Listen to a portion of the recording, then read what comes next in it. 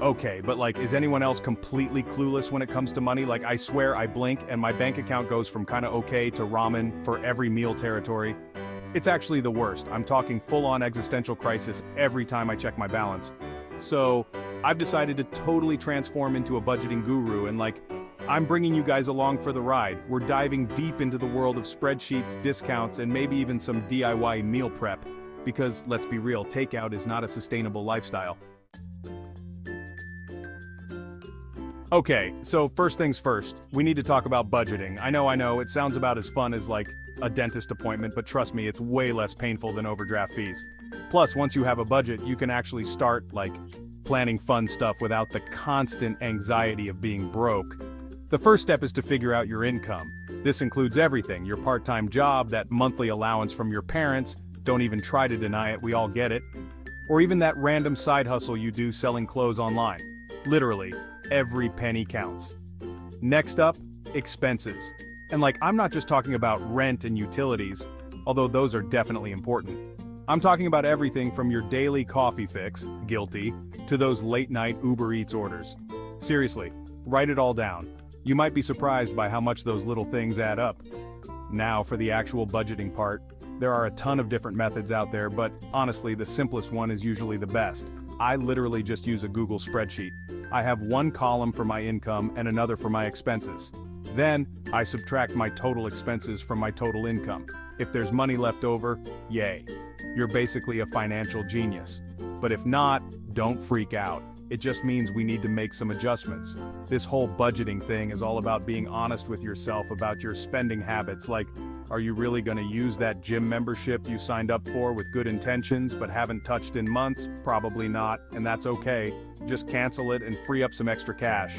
The point is, creating a realistic budget is the foundation for everything else.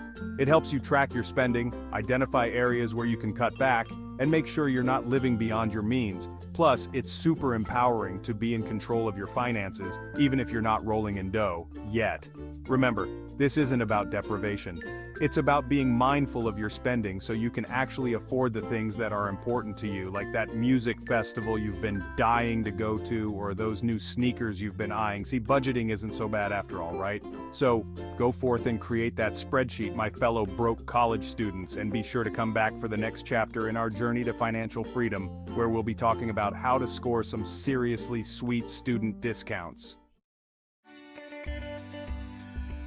Okay, so now that we've tackled the whole budgeting thing, let's move on to something a little more fun: student discounts.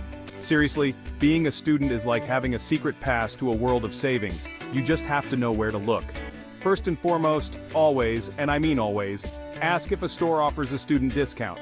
The worst they can say is no, and you'll be surprised how often they actually say yes. Like, even if it's not advertised, it never hurts to ask. Next, let's talk about those magical student discount cards. You know, the ones that get you into museums for cheap and give you discounts on everything from clothes to movie tickets. Seriously, if you don't have one already, get on it. They're basically free money. And don't even get me started on online shopping. So many websites offer student discounts, but they're usually hidden somewhere in the depths of their website. My pro tip: before you check out, do a quick Google search for website name student discount. You're welcome, but wait, there's more. Did you know that some credit card companies offer student credit cards with awesome perks like cashback rewards and travel points? I know it sounds too good to be true, but it's not. Just make sure you use it responsibly and pay off your balance in full every month. Now let's talk about the discounts themselves. We're not just talking about like 10% off a new shirt here. Some of these discounts are seriously legit. Think half-price movie tickets, free museum admissions, and even discounts on flights and hotels. Like, hello, spring break trip, anyone? The key to maximizing your student discount game is to be organized. Keep all your discount cards in one place. I literally just use a designated slot in my wallet and make a list of all the websites and stores where you can score a deal. That way, you'll never miss out on an opportunity to save. And remember, these discounts aren't just for textbooks and school supplies. You can use them for everything from clothes and shoes to electronics and entertainment. So, go forth and treat yourself, my frugal friends. But before you do, remember that the best student discount of all is free. Take advantage of all the free stuff your college offers, like guest lectures, concerts, and workshops. Not only will you save money, but you might actually learn something cool in the process. So, there you have it. Your crash course in student discounts. Now go forth and conquer that budget, one discounted latte at a time.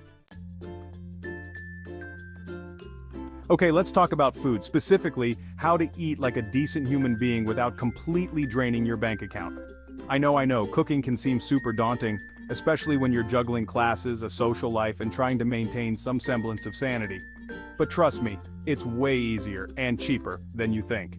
First of all, let's debunk the myth that cooking at home takes forever. It totally can if you're trying to recreate some elaborate recipe you found on Pinterest. But for real, there are tons of quick and easy recipes out there that you can whip up in like 30 minutes or less. Seriously, Google is your best friend here. One of my favorite ways to save time and money in the kitchen is batch cooking. Basically, you just make a huge batch of something on a Sunday night, like soup, chili, or pasta sauce, and then you have lunch or dinner for the entire week. It's a total game changer. Another pro tip? Meal prepping. This is where you prep all your ingredients for the week ahead of time, so when you're actually ready to cook, it's basically just a matter of throwing everything together. Think chopping veggies, cooking some grains, and portioning out snacks. And speaking of snacks, let's be real, snacking is where a lot of us go wrong. Those vending machine runs and late-night convenience store trips really add up. Instead, stock up on healthy snacks that you can keep in your dorm room or apartment, like fruit, nuts, yogurt, or even popcorn.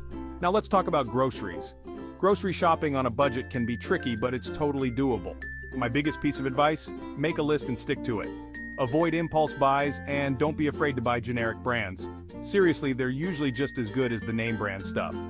Another way to save money on groceries is to buy in bulk when you can. This works especially well for non-perishable items like rice, pasta, and canned goods. Just make sure you have enough storage space in your tiny dorm room or shared apartment kitchen. And finally, don't underestimate the power of leftovers. Seriously, leftovers are a broke college student's best friend. Transform them into a whole new meal or just reheat them for a quick and easy lunch or dinner. Cooking at home doesn't have to be complicated or time-consuming. With a little planning and effort, you can eat well on a budget and still have time for all the other important things in your life, like studying, maybe, and partying, definitely. Okay, let's be real, manually tracking your spending in a spreadsheet is so 2010. Like, who has time for that when there are apps for literally everything? And yes, that includes budgeting. Budgeting apps are basically like having a personal finance assistant in your pocket. They track your spending, categorize your transactions, and even send you alerts when you're getting close to your budget. Or, let's be honest, when you've already gone over. There are a ton of different budgeting apps out there, but some of the most popular ones include Mint, YNAB, You Need a Budget, and EveryDollar. They all basically do the same thing, but they each have their own unique features and pricing plans. Mint is a great option if you're looking for a free app that syncs with your bank accounts and credit cards. It automatically categorizes your transactions, tracks your net worth, and even provides personalized tips for saving money. YNAB, on the other hand, is a paid app that's based on the zero-based budgeting method. This means that you allocate every dollar of your income to a specific category, so you're always accountable for where your money is going. EveryDollar is another popular budgeting app that's based on the envelope system. With this method, you allocate a certain amount of cash to each spending category every month, and once it's gone, it's gone. The best budgeting app for you will depend on your individual needs and preferences. Some people prefer apps that are more visual, while others prefer apps that are more data-driven. The important thing is to find an app that you'll actually use consistently. One of the biggest benefits of using a budgeting app is that it takes the hassle out of tracking your spending. Instead of manually entering every transaction, you can just connect your bank accounts and credit cards, and the app will do all the work for you. Another benefit is that budgeting apps can help you identify areas where you're overspending.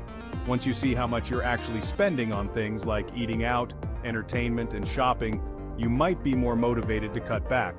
But perhaps the biggest benefit of all is that budgeting apps can help you achieve your financial goals.